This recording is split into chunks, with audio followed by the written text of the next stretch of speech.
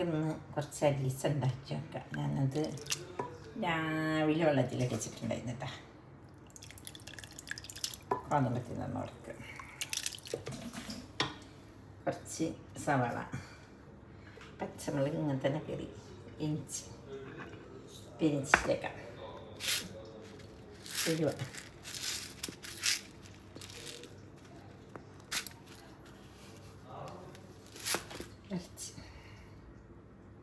അപ്പം നമ്മൾ കുക്കറിൽ ആദ്യം കൊടുക്കണം.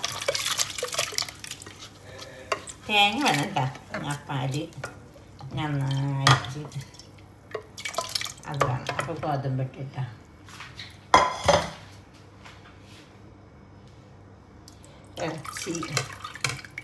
ഇറച്ചിൻ്റെ കുറച്ച് തോലൊക്കെ ഇട്ടിക്കണം, രസമുണ്ടാവും.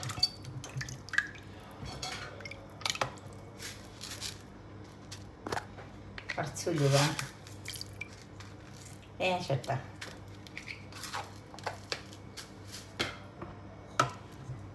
പെരിഞ്ചീരകം,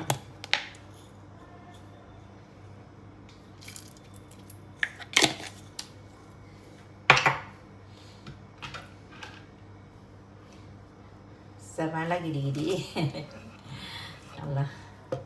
പച്ചമുളക്,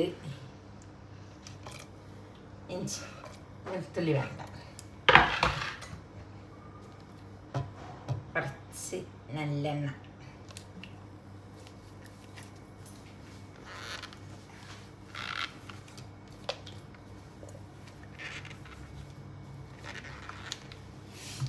കുറച്ച് നല്ലെണ്ണ കേട്ടോ. തുറക്കാൻ കുറച്ച് നേരം പിടിച്ച്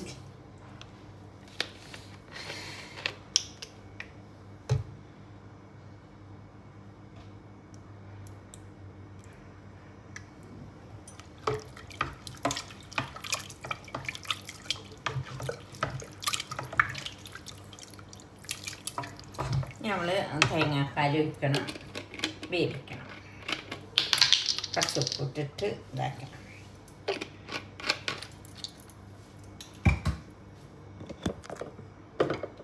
നല്ലെണ്ണ വെച്ചതിൻ്റെ ഒരു ഇന്നലെ ഞങ്ങൾ ആടിയിട്ടുണ്ടാക്കിയത്.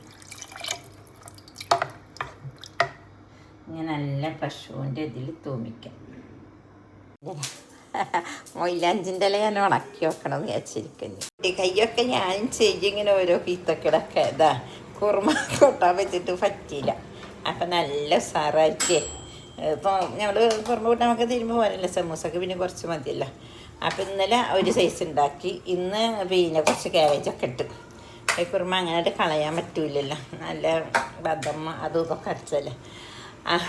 അപ്പോൾ ഇത് സമൂസ ഉണ്ടാക്കാനായിട്ട് അഞ്ഞ് ഇതിൽ ഞാൻ എന്താക്കും, കുറച്ച് കോയടപ്പൂവട്ട് ഇടും. അപ്പം അടിപൊളിയാണ്.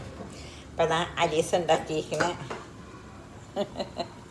ആട്ടുന്തല്ല പതച്ചും കൊണ്ടിരിക്കുന്നു.